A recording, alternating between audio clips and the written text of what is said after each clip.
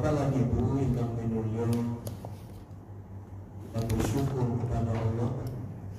Alhamdulillah, pagi hari ini kembali kita dapat bertatap muka, kita dapat bermujalasah, duduk bersama di majelis yang mulia ini dalam rangka talabul ilmi, dalam rangka tafaqquh fiddin, dalam rangka syiar agama kita, dalam rangka dakwah bil hal.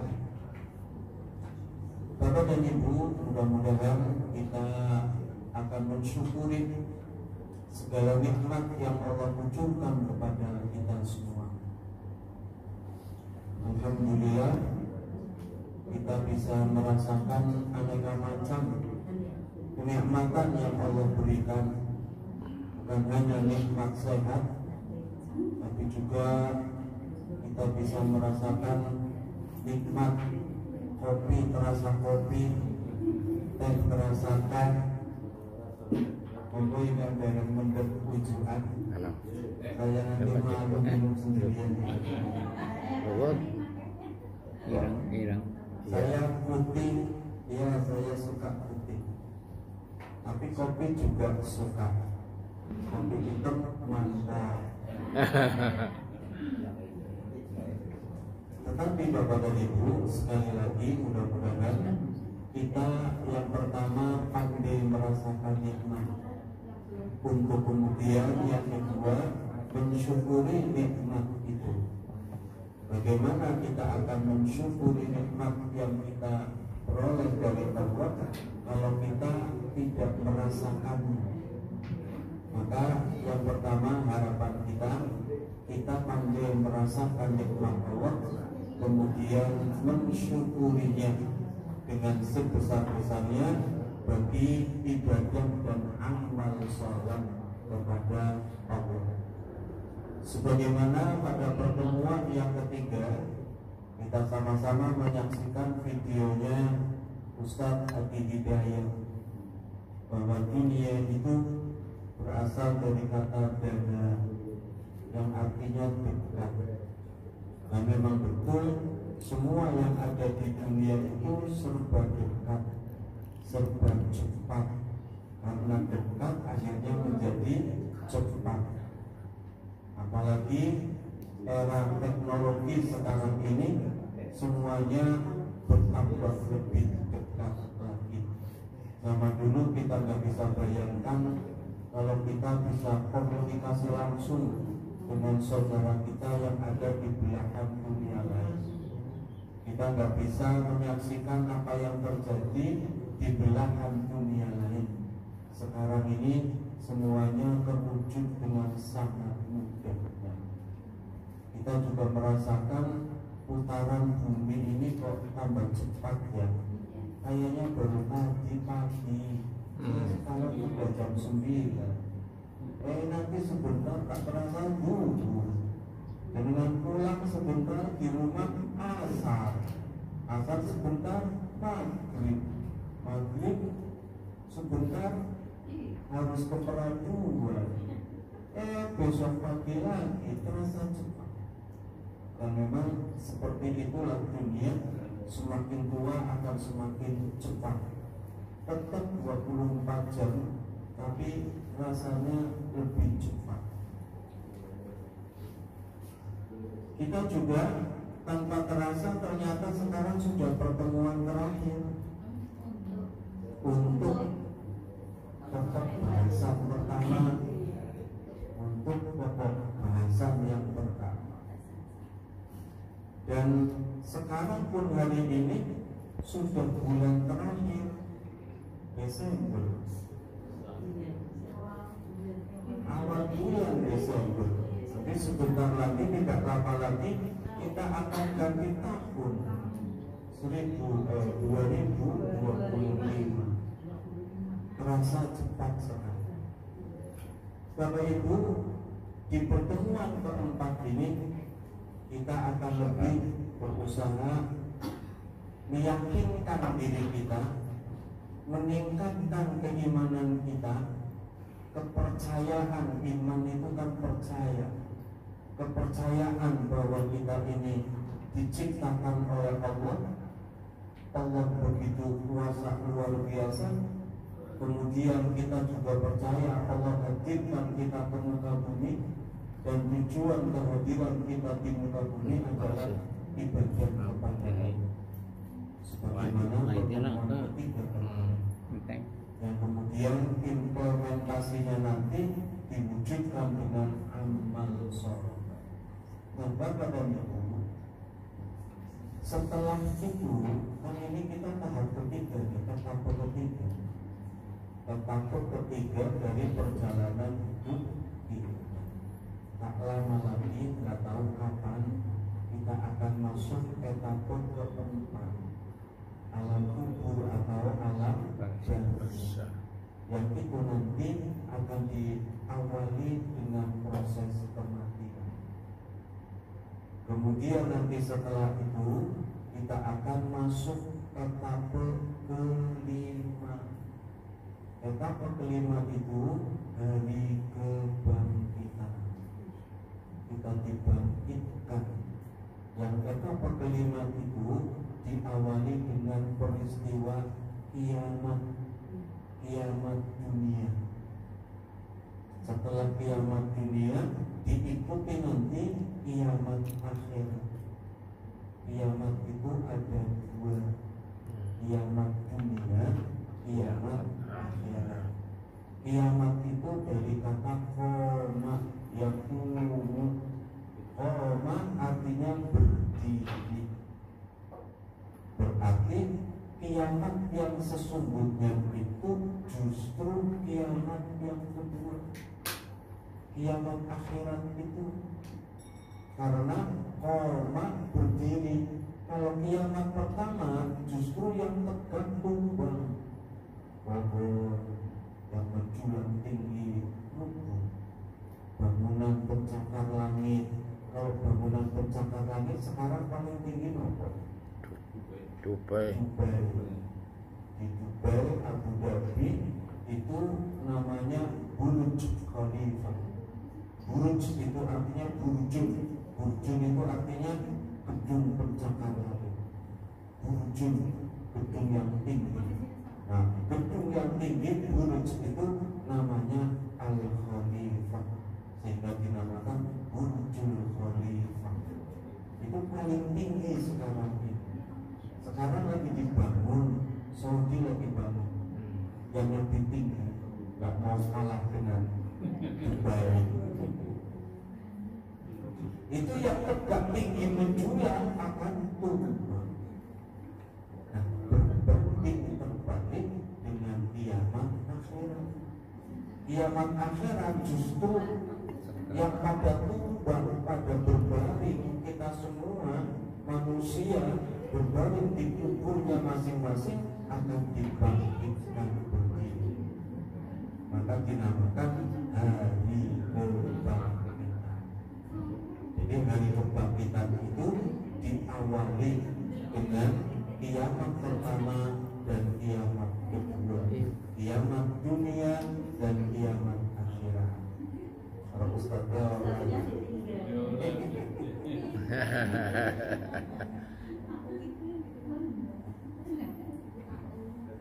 Nah, Bapak dan Ibu, kehidupan akhirat itu yang balasan. Akhirat itu judulnya balasan. Tidak ada lagi amal soleh, tidak ada lagi ibadah, tidak ada perintah suruh ibadah, suruh beramal soleh, sudah berhenti. Balasan itu akan dimulai dari alam barzakh, alam kubur. Di alam barzakh, alam kubur itu ada kenikmatan, ada juga siksa.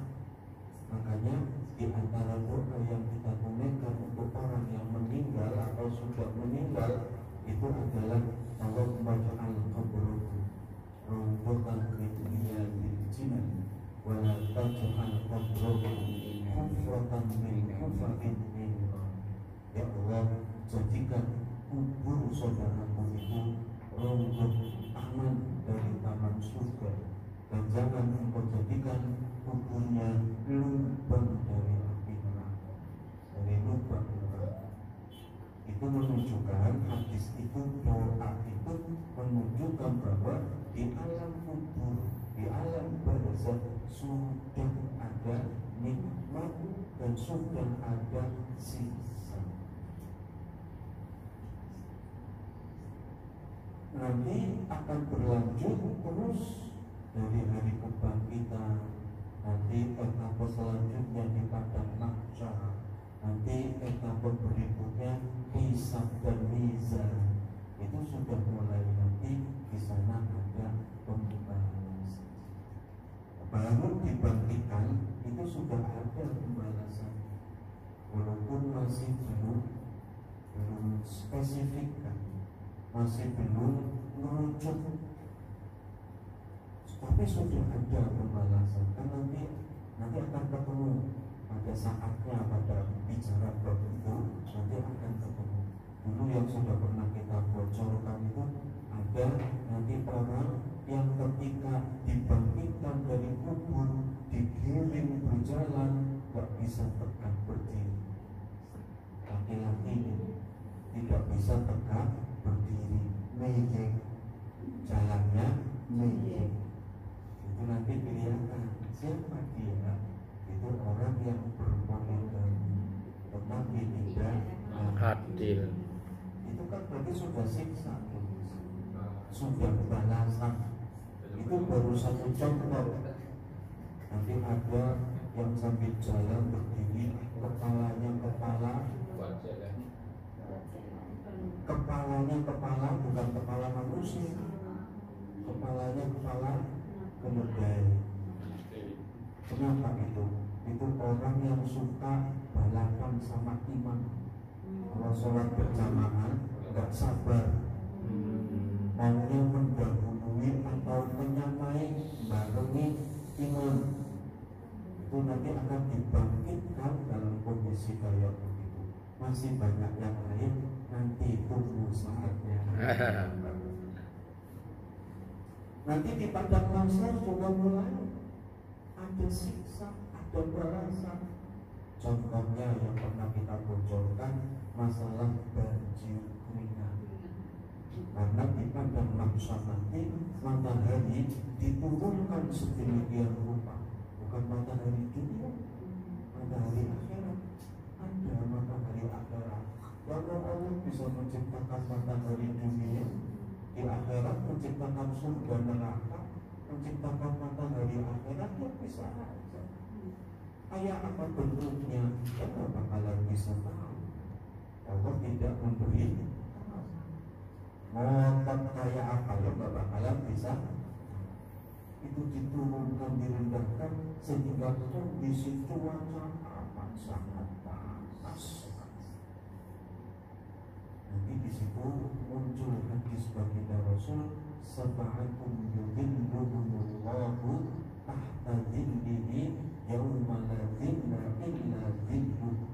Ada 7 kelompok manusia yang pada saat itu di padang mahsyar itu akan mendapatkan naungan aung-aung. 7 kelompok manusia yang saat itu tidak ada aung-aung naungan kecuali naungan dari Allah Subhanahu wa Ta'ala. Jadi tidak merasakan panas. Tapi yang lain yang berdosa merasakan panas yang luar biasa sesuai dengan tingkat besar kecilnya dosa. Nanti ada yang kebanjiran, banjir keringat sampai mana? Sampai dada, sampai leher. Ada yang sampai pusat, ada yang hanya sampai lutut, ada yang sampai mata kaki. Kan keringat itu kan zat cair. Zat cair akhirat beda dengan zat cair dunia. Kalau zat cair dunia akan selalu permukaannya rata, akan mengalir ke tempat yang lebih rendah, tapi permukaan tetap rata. Akhirat bisa sesuai dengan amal masing-masing. Itu sudah siksa.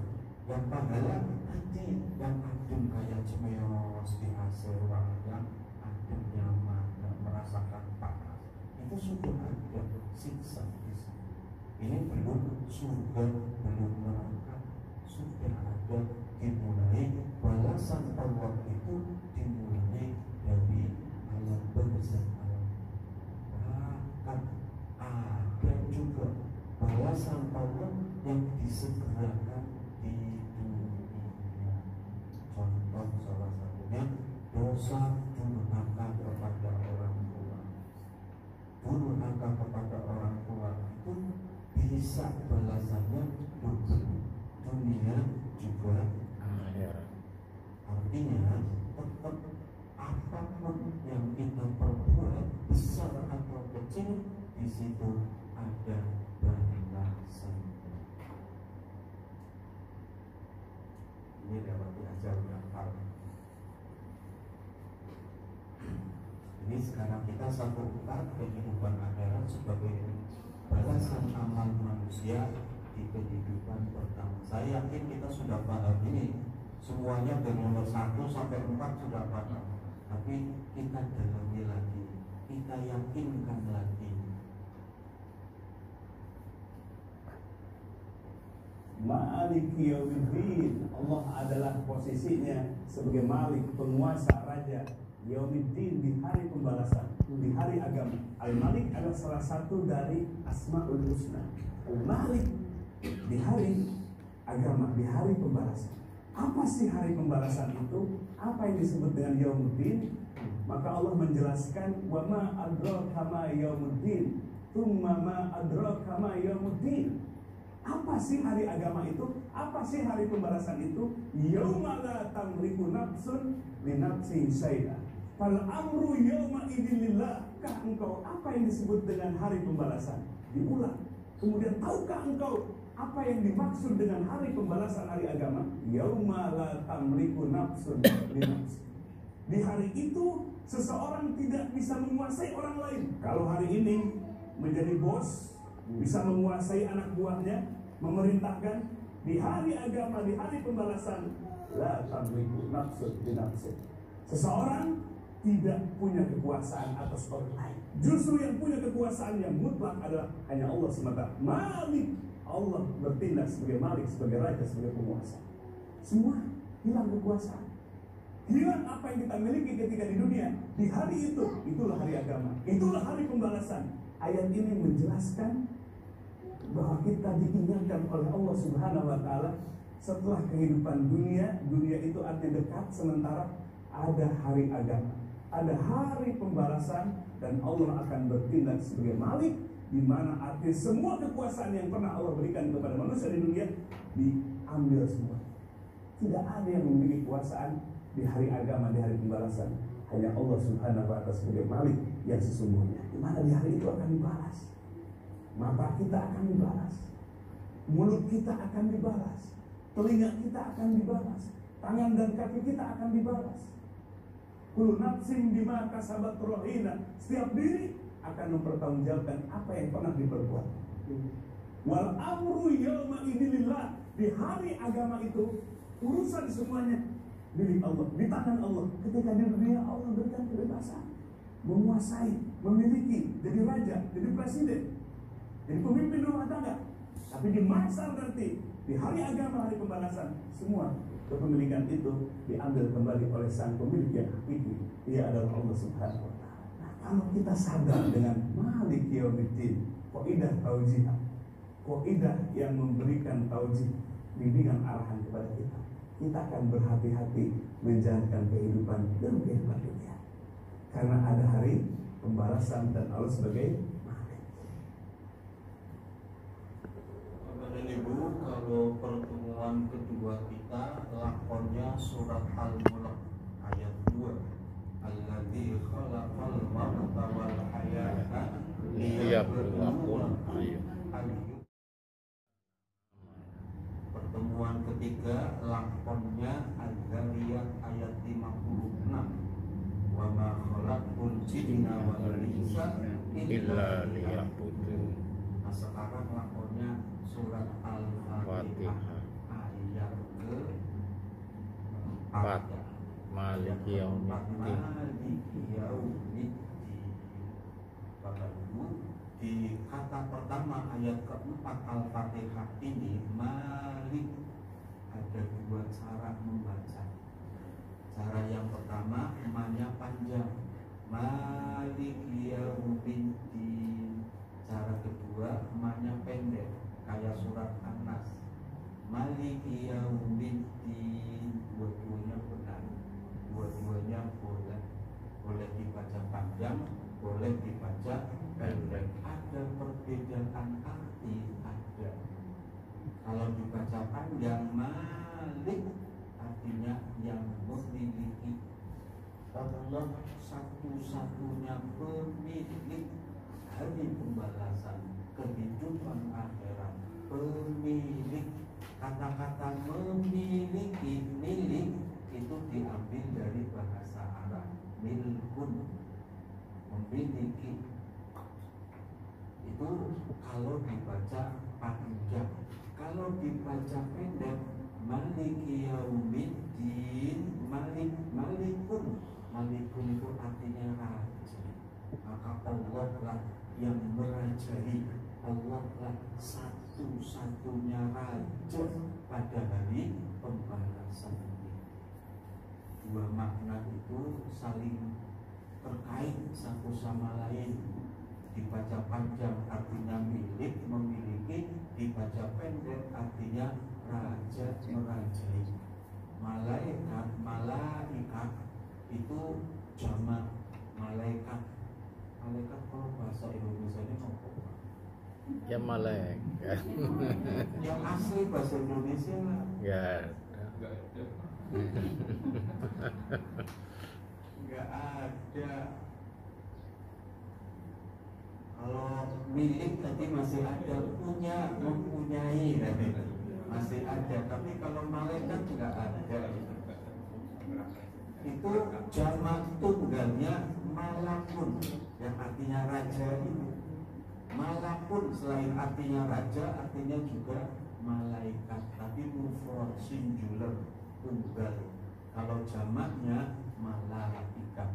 Nah Allah itu Malik, dia juga Malik, pemilik juga raja. Kalau di dunia ada raja tapi nggak memiliki, raja tapi nggak berkuasa, kayak Raja Inggris kan yang berkuasa perdana menteri. Malaysia, Singapura yang berkuasa perdana menterinya. Thailand juga. Kalau kita nggak ada raja, ada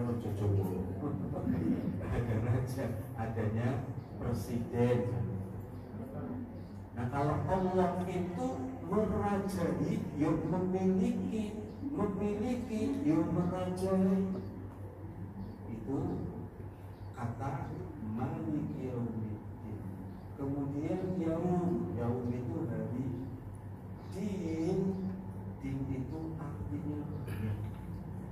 Ini yang pernah kita bicarakan, bahwa bahasa Arab itu khazanahnya, mufrad atau vocabnya itu banyak. Ada satu kata artinya banyak, ada satu arti katanya banyak. Ini satu kata din itu artinya bisa agama. Yukadzibu biddin, ara'aital ladzi yukadzibu biddin. Tahukah engkau ya Muhammad pendusta agama? Din di situ agama. Pendusta agama. Kenapa agama dinamakan din? Karena agama itu kan aturan. Kalau aturan itu kan isinya perintah larangan. Perintah harus dilaksanakan, larangan ditinggalkan. Melaksanakan perintah ada balasannya, meninggalkan perintah ada balasannya. Melaksanakan larangan ada balasannya, meninggalkan larangan ada balasannya. Maka dinamakan agama karena semuanya akan dibalas. Maka dinamakan din. Kemudian nanti ada din, tapi fathah bukan kasroh. Dain, dain itu apa artinya? Utang. Dain, utang. Kamu punya utang dain, dainun. Apa tadi? Janji adalah utang. Utang. Namanya utang berarti harus dibayar, harus dibalas. Makanya dinamakan utang itu namanya dain. Kemudian din yang ketiga ini yang artinya hari pembalasan. Kehidupan akhirat dinamakan hari pembalasan karena memang tempat pembalasan tadi. Sudah, kalau sudah akhirat, kehidupan yang kedua itu bicaranya melulu masalah pembalasan. Sudah tidak ada lagi ujian, sudah tidak ada lagi ibadah, sudah tidak ada lagi amal soleh. Ceritanya hanya balasan. Makanya nanti banyak orang menyesal, minta dikembalikan hidup di dunia. Ya sudah, gak ada, gak bisa.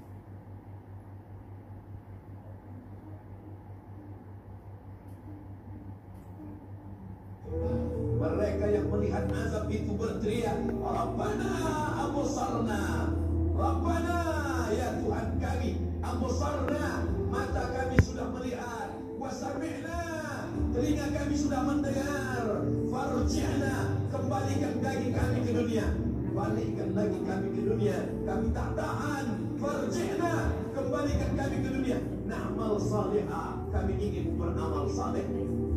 Penyesalan tak lagi bermakna. Hari itu air mata tak ada gunanya. Hari itu bukan hari berdoa. Hari itu bukan hari meminta. Hari itu bukan hari munajat. Hari itu adalah hari pembalasan. Ada yaumul hisab. Ini hari perhitungan. Segala amal akan dituntut, segala perbuatan akan dibalas. Sebesar apapun perbuatan akan diminta pertanggungjawaban di hadapan Allah Subhanahu wa taala. Di dunia ada CCTV, CCTV pun bisa diambil, padahal tidak rusak, menilai rusak. Ini kasus yang di Semarang sama kayak begitu. CCTV yang di Alfamart diambil, CCTV yang ada di Alfamart diambil. Dunia bisa, akhirat nggak bisa. Sekecil apapun kata yang terdetik di dalam hati, itu semuanya akan terdeteksi. Tidak ada yang tersembunyi. Kehidupan akhirat sebagai balasan perbuatan manusia di dunia.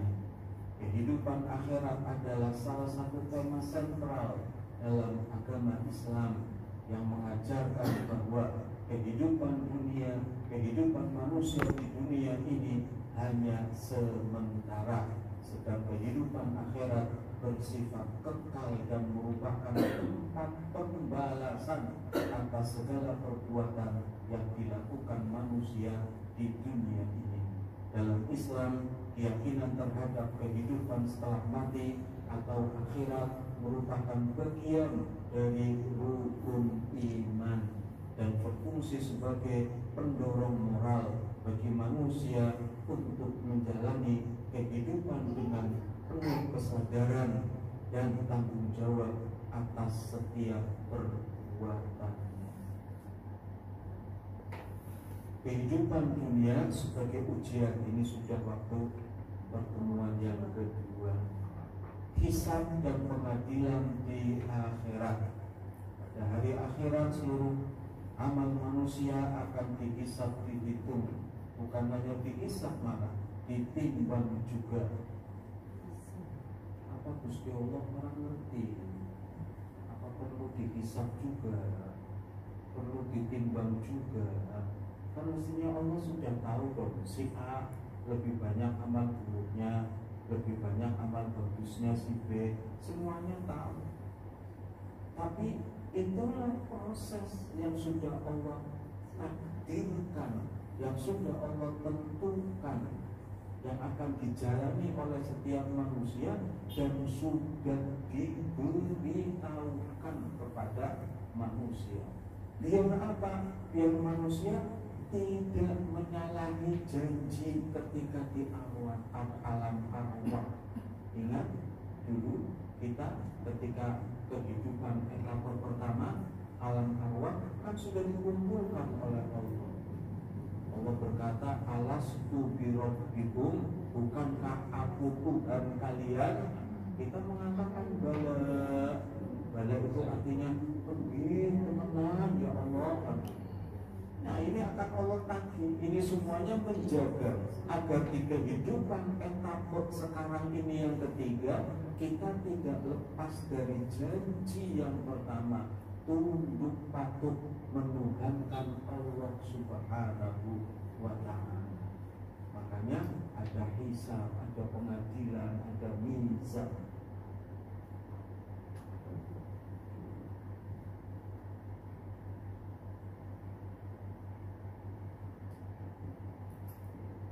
Surga sebagai balasan bagi orang beriman dan beramal saleh.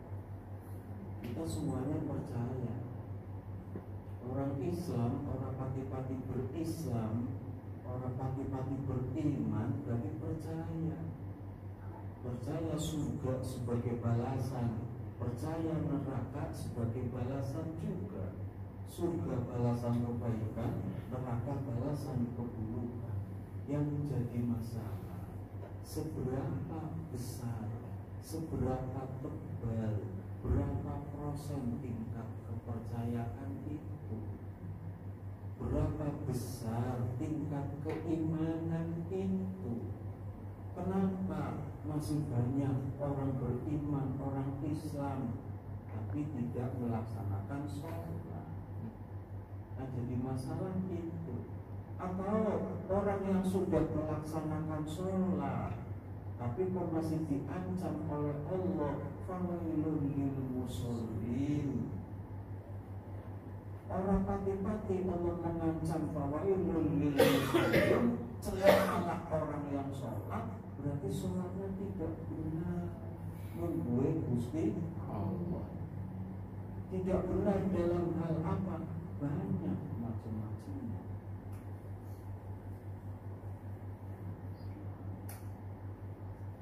Sholatnya ria, sholatnya bolong-bolong, sholatnya tidak khusyuk, sholatnya asal kubur kewajiban, sholatnya yang penting sholat. Kalau kayak gitu kan tidak akan diterima.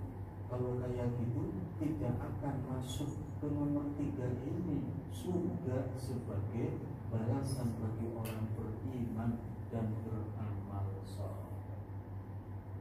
Jadi yang harus kita mantapkan, setebal apa keimanan kita kepada surga, bahwa orang yang beramal saleh akan dimasukkan ke dalam surga, bahwa surga balasan bagi mereka yang berbuat kebaikan sekecil apapun. Kata Nabi, la tahtaqiranna minal ma'rufi syai'an walau an talqa biwajhi akhika biwajhin talqin. Jangan kau menghina, jangan kau meremehkan kebaikan walau sepele. Contohnya, engkau berjumpa, bertatap muka dengan saudaramu, menunjukkan wajah yang ceria. Hanya begitu papasan wajah ceria, Senyum. jangan diremehkan. Nah, yang membuat ceria senyum kan gitu. Wajah ceria, gak mungkin wajahnya ceria tapi orang senyum. Kalau wajahnya ceria, pasti tersungging senyuman, terhiasi senyuman. Makanya di situ mengatakan walau antal akhaka, sampai engkau berjumpa, berpapasan dengan saudaramu, menunjukkan wajah ceria, wajibin talqin, wajah yang ceria nyenengke gitu loh. Bukan wajah yang ditekuk, bukan wajah yang bersemut. Kalau di emoji apa HP itu, kalau wajah yang perempuan kan gini ya, mulutnya gambarannya gini ke atas. Kalau yang senyum ke bawah ya, Kebalik. kebalikannya, nakuknya ke bawah yang senyum itu. Nanti kalau yang senyuman, kata sumuka fi wajhi akhika sedekah. Senyummu yang kau berikan kepada saudaramu itu sedekah. Sedekah itu tidak hanya harta, sedekah juga bisa dengan amal, dengan perbuatan, bisa dengan kata-kata yang menyenangkan, kata-kata yang membangkitkan semangat, kata-kata yang membangkitkan keinginan, kata-kata yang membuat hati ayem, nyes, cemeos gitu loh. Bukan berkata malah langsung berat. Bisa dengan macam-macam. Dan itu harus kita yakini sekecil apapun, kebaikan sekecil apapun, balasannya adalah surga, apalagi yang besar.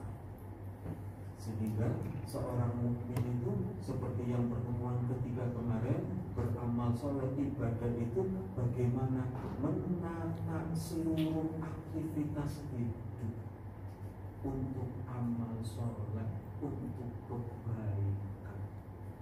Iqra bismi rabbika, beraktivitaslah apapun aktivitas itu asal kebaikan dan harus disertai dengan bismillah atas karena Allah, bismi rabbika atas nama Tuhan.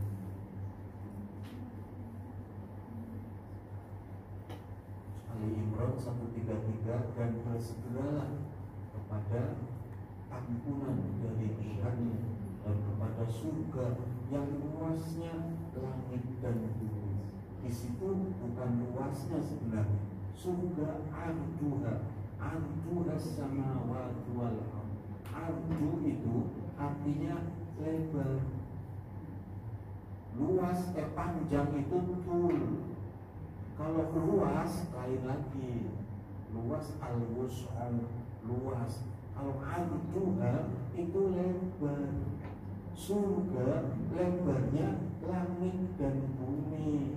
Langitnya samawat loh, berarti jama, berarti bukan langit lapis pertama, langit lapis ketujuh, ditarik sampai ke bumi, itu baru lebarnya surga. Panjangan lebih panjang dari lebar, apalagi luasnya. Kalau begitu betapa amat sangat luasnya surga. Nah, kita disuruh bersegera untuk mendapatkan surga itu dengan syarat ampunan, meminta ampun kalau hablum minallah kepada Allah taubatan nasuha. Kalau hablum minannas minta maaf dihalalkan kepada orang yang bersangkutan. Ini harus menjadi keyakinan yang mengakar. Kalau orang yang keyakinannya mengakar tentang surga sebagai balasan bagi amal soleh,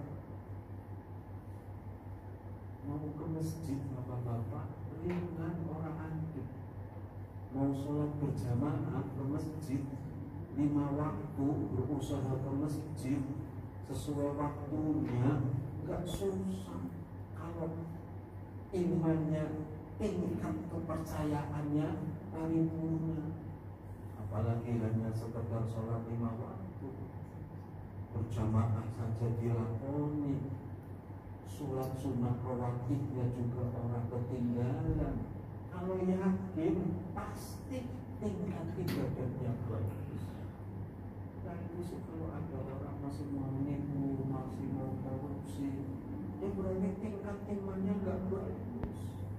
Baik iman nomor 3 ini atau yang nomor 4-nya, neraka sebagai balasan, iman yang neraka sebagai balasan.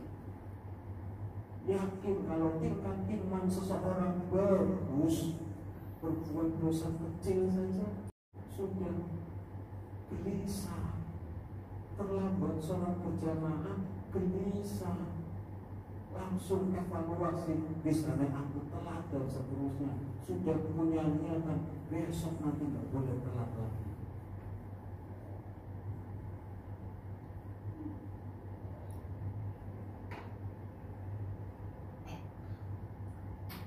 Surga sebagai balasan bagi orang yang beriman. Jadi mau bicara apa ya? Jangan orang kemudian malah dia lupa. Faktor. yang beberapa 2 minggu yang lalu aku yang ditanyakan Pak Cipto yang masalah sahabat yang sholat sampai cintanya kepada Nabi, sampai pingin dapat pahala, sampai sholatnya saja ngadege milih. Coba pasti sholat pertama dan yang sebelah kanan, sayap kanan. Memang iya, sayap kanan sama sayap kiri pahalanya lebih besar sayap kanan. Tapi sayap kanan sebelah mana?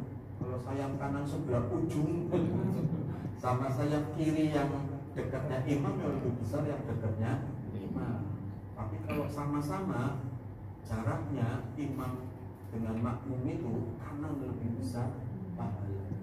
Itu sahabat Al-Bara' bin Azib itu sampai milih biar nanti kalau Nabi belok, nah langsung ketemu tatap muka. Sampai segitunya coba.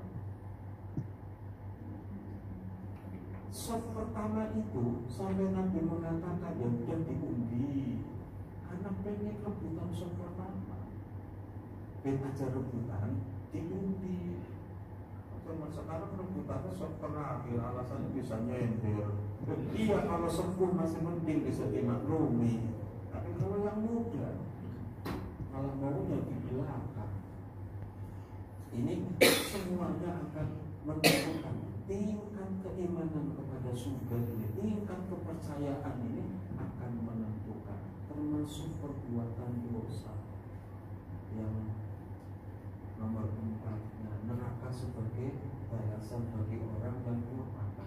Saya itu pernah pengajian di masjid, dikasih pertanyaannya apa?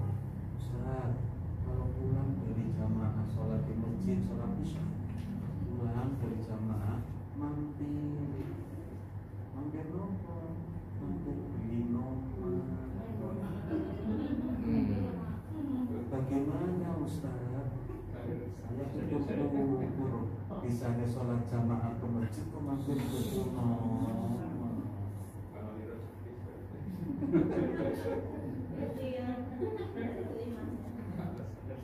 Kalau orang tembus menilai dulu rezeki, orang tembus rezeki, kan mencampur adukan yang hak dengan yang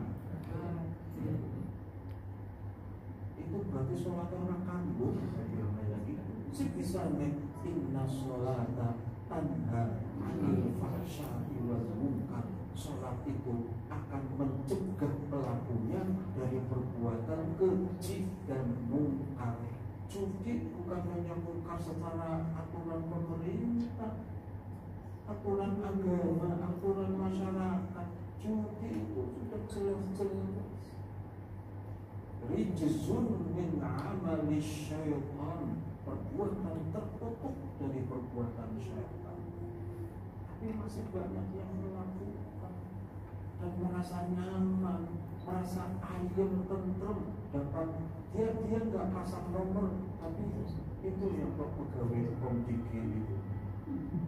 Ya menen ngerora taktik dong, tutup webnya, situsnya, ini bayang menikmati uang itu. Dosanya dosa. Semua kayak homer, kayak judi. Kemarin ada pertanyaan itu. Semua yang terlibat itu kena.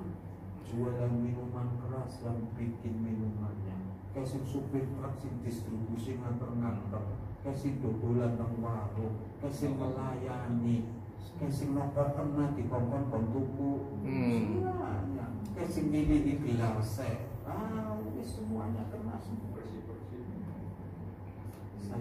Saya pernah ya, saya pernah dosa itu karena melayani orang yang minum. Saya pernah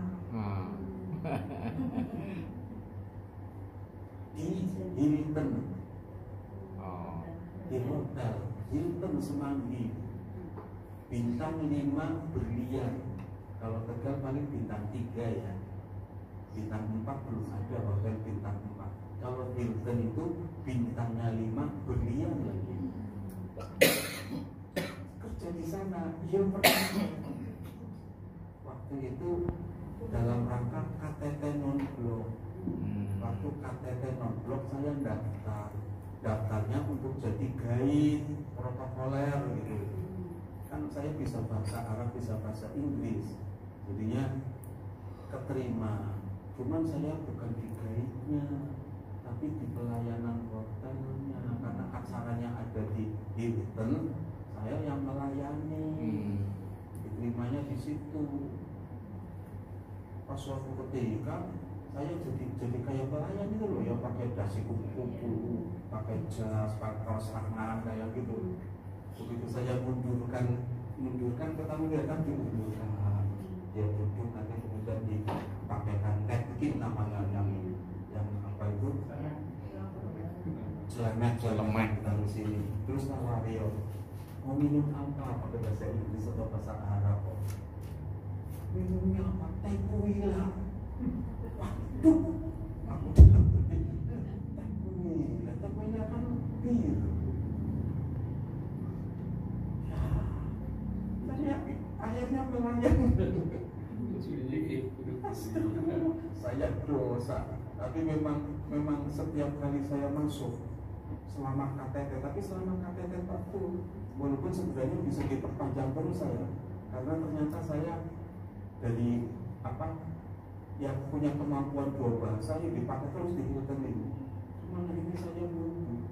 Setiap kali masuk mesti bukan tempatmu di situ, bukan tempatmu di situ. Dosa saya.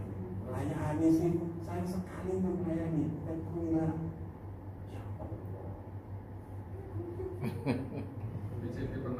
Kalau bilang enggak. Kalau nyicipin ikan salmonnya pernah. Nyicipin ikan salmon.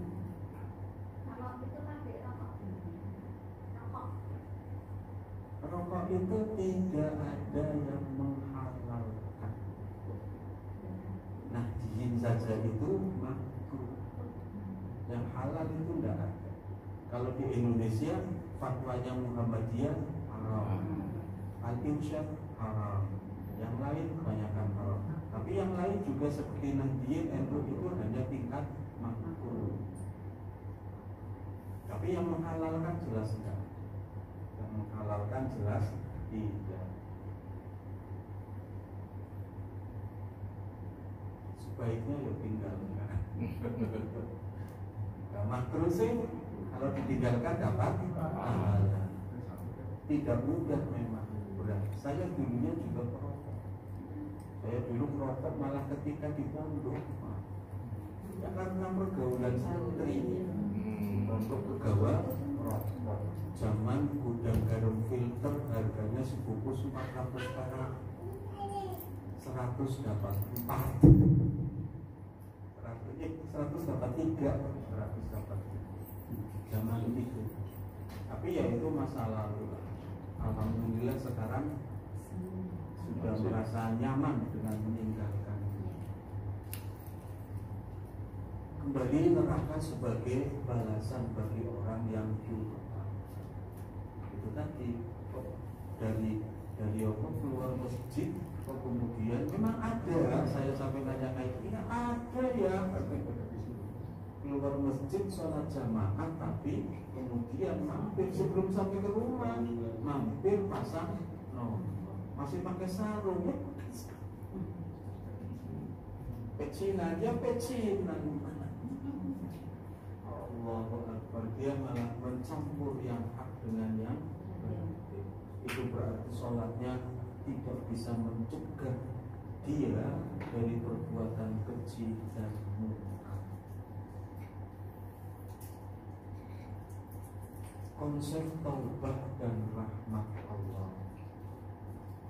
Bapak dan Ibu, Allah Maha Pengampun, dan ampunan Allah, Maha Pengampunnya Allah itu jauh lebih besar dari dosa yang dilakukan oleh manusia. Dosa apapun atas kasih sayang Allah, sayangnya Allah kepada hambanya, Allah buka pintu tobat selebar-lebarnya. Malam yughorgir, selama nafas masih ada, selama ruh itu belum lepas dari tenggorokan. Ruh itu kan dicabut mulai dari ujung ini, ujung jari kaki, kan terbaring tuh ujung jari kaki terus. Itu ketika masih sampai di kaki, misalnya di paha, itu hati, jantung masih berdetak, masih ada kehidupan. Begitu nanti lewat jantung, sudah sampai tenggorokan, jantung sudah tidak berdetak. Tapi mata, anggota tubuh yang paling terakhir, itu mata. Mata masih berfungsi walaupun tidak optimal. Jadi begitu lepas ruh, baru kemudian mata berhenti bergerak-gerak. Mata itu orang meninggal biasanya dia akan mengikuti ruh ketika dicabut. Makanya matanya akan melihat ke atas, terbuka ke atas. Lihat ruh dari ubun-ubun dicabut. Makanya setelah meninggal itu segeralah jangan menafsirkan matinya mendelik berarti syukur khotimah. Belum tentu. Bisa jadi karena yang hidup nggak tambah, nggak segera ditutup. Kalau nggak segera ditutup keburu kaku sulit, sudah nggak bisa lagi nutup, keburu kaku. Jadi itu bukan indikasi, karena memang setiap orang meninggal akan baik. Terakhir anggota badan yang paling akhir itu mata. Jadi masih bisa dibuka pintu taubat selama belum lepas dari sini. Allah sayang banget. Dosa sebesar apapun, dosa apapun, kecuali syirik. Kalau banyak Sangka pernah kerja di tempat ribawi Mana? tempat ribawi. Sama aja kayak saya pernah kerja di tempat yang kayak gitu, hotel kan banyak Asia. Itu kalau makan siang kan kumpul tuh di tempat makan tuh. Makan siangnya enak, minumannya aja tinggal pencet, mau kopi, mau susu, mau sprite, mau apa tinggal pencet. Dan kalau sudah makan siang kumpul semua, pegawai itu kumpul semua di situ kan, ngambil makan. Nggak ada semua ayu, nggak ada yang nggak cakep perempuannya. Makanya saya bilang, aduh, setiap kali masuk, kalau masuk itu kan dipakai sensor badannya pak, titik gitu. Ini selama KTT, karena khawatir dia demi penjagaan kan itu, selalu kayak gitu. Terus setiap saya masuk itu bukan tempatmu di sini. Saya memang kan tujuannya mencari pengalaman. Selama KTT itu tujuannya juga hanya guide protokoler, bukan di bagian logistik akomodasi itu bukan. Ternyata nyangkolnya di situ. Ya sudah tak jalani. Tapi setelah KTT selesai ya sudah. Padahal saya masih terus itu. Terakhir itu pas acara pengantenan di Golden Ballroom yang sekarang JJS itu kan sekarang ada jalan dari Hilton, jalan bawah tanah lorong dari Hilton ke JJS. Itu pas acara pengantenan waktu saya harus berhenti, nggak boleh lanjut. pengantinan lebih parah lagi Pak. Pengantinan orang-orang dulu harus aurat berubah salah kaluan. Akhirnya saya nggak berangkat lagi, sudah orang ngomong-ngomong berhenti. Sama semuanya taubat. Kalau hakullah, dosa kaitannya dengan Allah, taubat. Tapi taubatnya harus taubatan nasuha. Apa syarat taubat nasuha? Satu, mengakui salah. Jangan orang ngaku apa. Nggak harus ngaku salah. Kemudian yang kedua harus apa? Ada penyesalan. Yang kedua ada penyesalan. Ketiga, niat kuat tidak akan mengulangi. Nah, tiga ini harus taubatan nasuha harus disertai ini, diawali tiga ini. Aku salah, menyesal, janji yang kuat, bukan tobat sambil nanti ulangi lagi.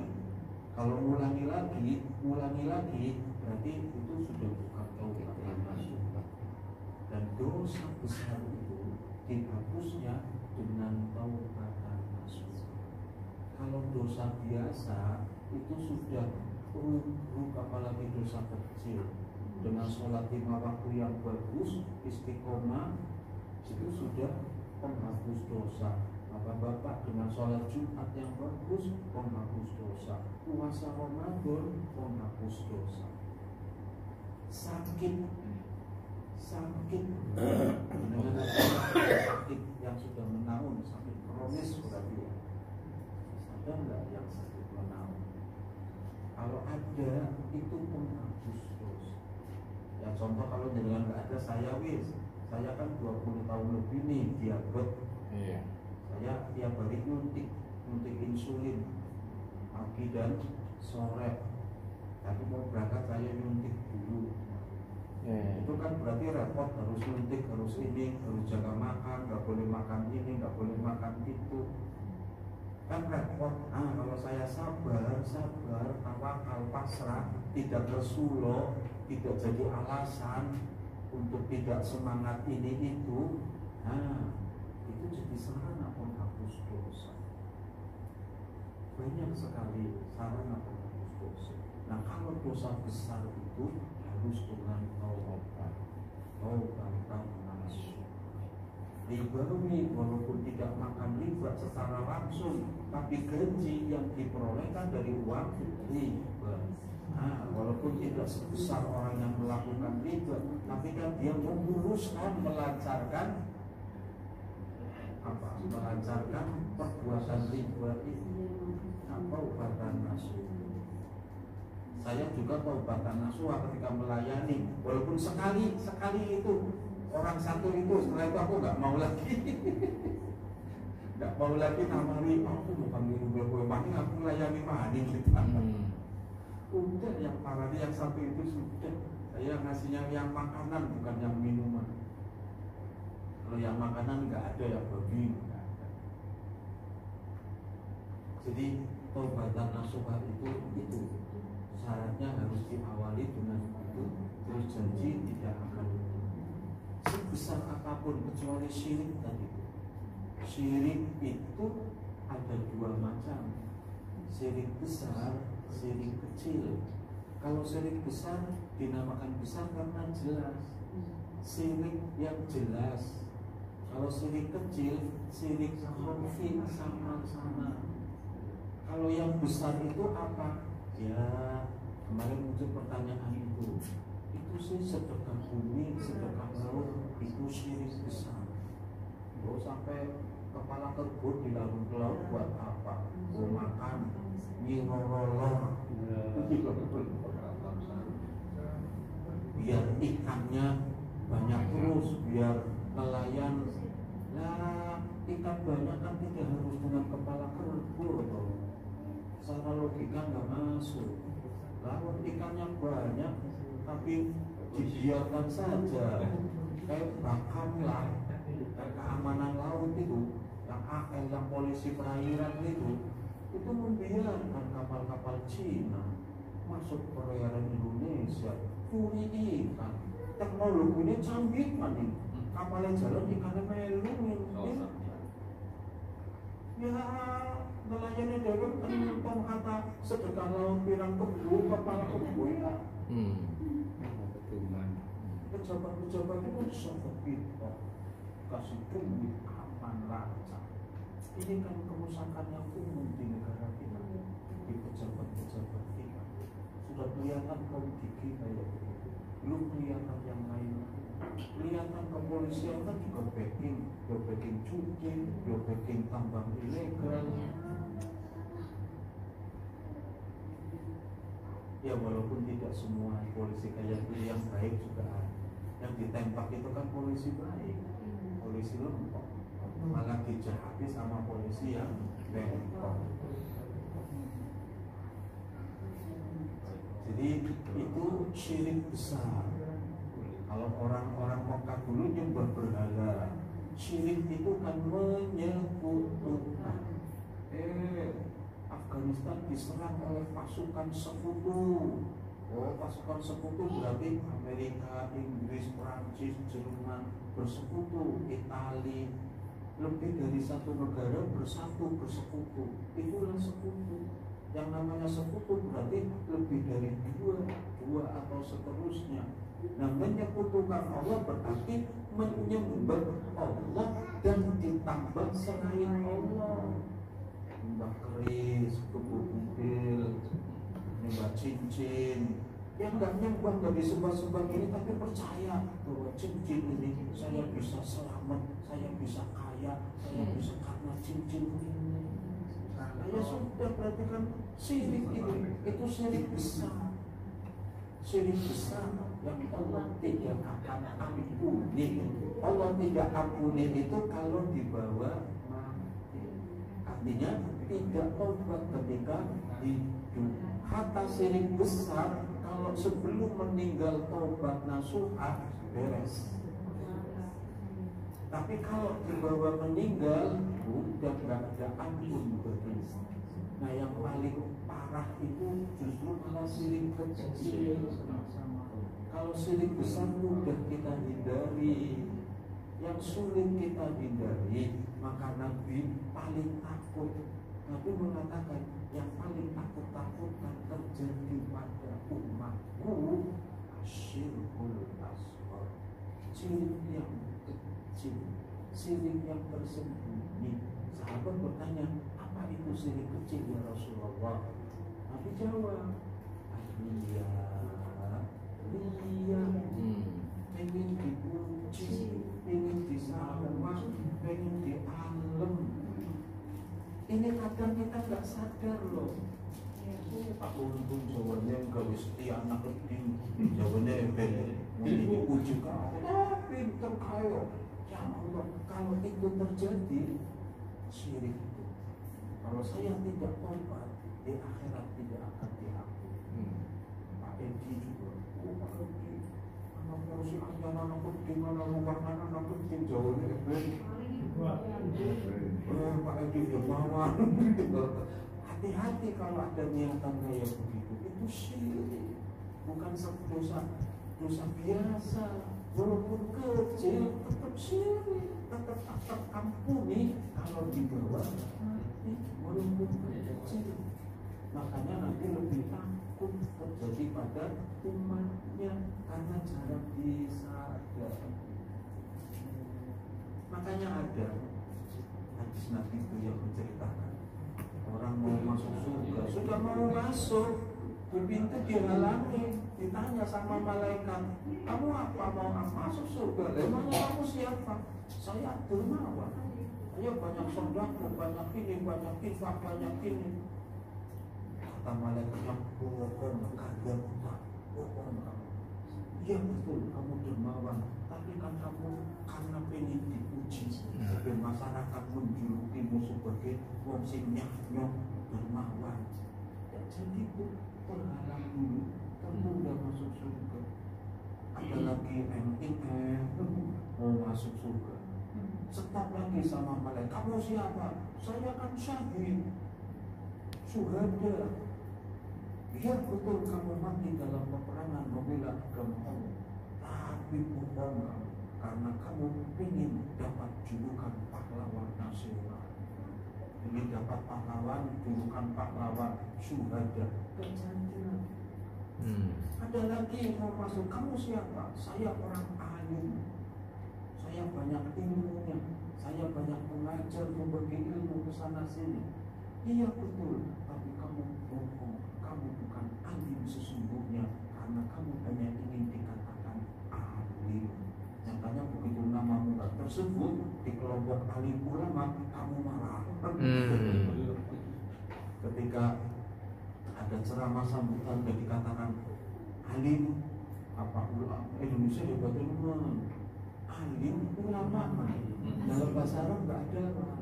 Kalau di bahasa Arab orang yang alim nemen itu hanya alamah, namanya al-alamah, itu yang alim nemen. Indonesia hebat alim ulama, dirayake kabeh. Alim ulama dirayake. Jadi itu dosa syirik yang tak akan terampuni. Dosa yang lain masih ada kesempatan ampunan Allah di akhirat itu. Nanti fasilitas mekanisme ampunan Allah di akhirat itu meninggal. Kita lihat surat Al-Qari'ah itu, dan faman thaqulat mawazinuhu, siapa yang begitu ditimbang amal wajibnya lebih berat, amal jeleknya ada tapi lebih ringan, kan surga. Nah, berarti amal jeleknya apa? Amal jeleknya berarti bisa jadi diampuni langsung Allah ampuni, karena bisa jadi tidak terlalu berat dan agak, tapi atau sedang-sedanglah kaliber, atau dia punya amalan yang bisa jadi sepele tapi melincirkan dia masuk ke surga. Nanti juga sebaliknya sih, ada amal buruk manusia tapi melincirkan dia masuk neraka. Orang masuk surga itu tidak semuanya tanpa hisab, ada pakai hisab dulu. Nanti ada orang masuk surga tanpa hisab, enak ya Pak ya, nggak ngalami hisab tuh, nggak ngalami mizan, nggak ngalami terima rapor, udah otomatis langsung dari padang maksar itu, dari padang maksar itu udah langsung. Tapi jumlahnya hanya 70.000. Jumlahnya hanya 70.000. Kira-kira kita masuk dalamnya enggak ya? Sudah dibagi sama sahabat-sahabat akan nemen. Ya habis orang habis belum bisa tapi masuk. Yang paling banyak yang itu pakai hisab. Nah pakai hisab nanti vonisnya masuk surga tanpa neraka. Nanti ada masuk surga tapi nyicipi neraka dulu. Namanya nyicipi sedina. Makanya sehari akhirat sama dengan 1000 tahun. Ya Allah. Jadi sedetik. Mudah-mudahan jangan. Mudah-mudahan jangan. Nanti ada macam-macam tuh variasi. Tapi kalau orang beriman, man akhiru kalami, siapa yang akhir ucapannya la ilaha illallah dakhalal jannah. Siapapun orang yang akhir ucapannya la ilaha illallah pasti masuk surga. Cuman kan dalam tanda petik, masuk surga ya masuk surga, tapi berapa lama nyicipi neraka? Kalau orang masuk surga nggak ada, oh kamu salah, diambil lagi keluarkan, nggak ada. Kalau sudah masuk nggak ada, adanya tadi belum masuk udah ditolak kan. Tapi kalau sudah masuk salah nggak ada. Tapi kalau orang masuk neraka ada. Sudah masuk, selesai masa hukuman, diambil, dipindah masuk ke dalam surga. Mau? Yang model begitu. Ya hampir semua kita nggak mau lah. Nah kalau nggak mau, ininya harus di teman-teman Kristen itu. konsep surga sebagai balasan kebaikan, konsep neraka sebagai balasan keburukan harus dijaga betul. Amal yang buruk kita lihat selama 24 jam, mana yang buruk yang saya lakukan, terus kita evaluasi. Nanti setelah amal buruk, amal hati. Amal hati ini juga dihitung sih. Saya hampir semua kita ya Pak ya, kalau lagi nyupir terus anak ngomong sembarangan, kita kan kadang muncul marah. Ketika marah muncul kata-kata kasar, nyeletuk. Saya kadang tak berubah Pak. Kan misalnya kan dasar kan kayak gitu ya. Akhirnya tak berubah dasir. Dasir, cuman kan gak jelas oh. Dasir siapa? Bojoku sampai nanya dasir siapa? Itu karena terucap, saking kaget, saking sewotnya kaget terucap. Masih penting dasar, tidak kemudian nama binatang dan seterusnya. Tapi ingin saya katakan yang kayak gitu akan dihitung. Ada nggak terucap di mulut? Saya terucap di mulut tapi tak geser dasir kayak gitu. Saya punya kawan akrab namanya Dasir. Akhirnya Dasir yang jadi kambing hitam. Kalau di dalam hati terucap misalnya aku tak bilang tapi dalam hati itu akan dihitung juga. Amalan hati akan dihitung juga. Sama kalau hati kita berzikir kepada Allah, Allah, Allah, Allah, dihitung juga sebagai zikir, sebagai amal soleh. Nah, ketika kita mengucapkan keburukan pun, kecuali kalau niat berbuat dulu, saya mau begini, itu belum dicatat, buruk nih. Tapi kalau kebaikan baru niat sudah dicatat sebagai amal soleh. Begitu dilaksanakan, tambahkan di catatannya. Tapi kalau keburukan baru niat belum dicatat. Begitu dilakukan baru dicatat sebagai sebuah keburukan. Itu kan sayangnya Allah kepada kita.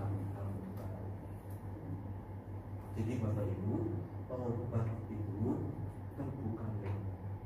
Asal jangan syirik. Kalaupun syirik harus taubat sebelum meninggal. Kalau meninggal udah gak ada ampun beribu, pasti siksa. Tapi kalau dosa selain syirik, ada kemungkinan Allah ampuni. Hatta hablum minanas, hablum minanas pun kalau terbawa mati, kalau dia orang yang baik tapi punya hablum minanas terlupa, ke bawah mati, akan Allah jadikan di akhirat dengan orang yang bersangkutan. Dan orang yang bersangkutan pasti mau didamaikan. Yang damaikan Allah, dosanya dia akan dihapus. Kalau memaafkan, pasti mau. Kalau di sini masih gengsi, sorry ya, tak usah ya. Tiada maaf bagimu. Tiada maaf bagimu. Saya punya adik kelas.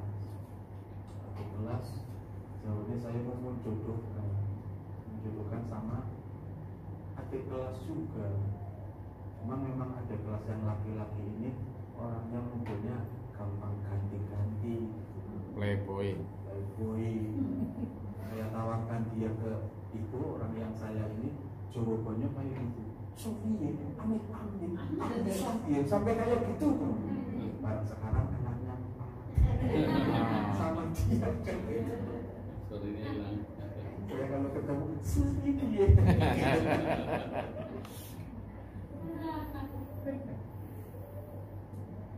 Kesimpulan.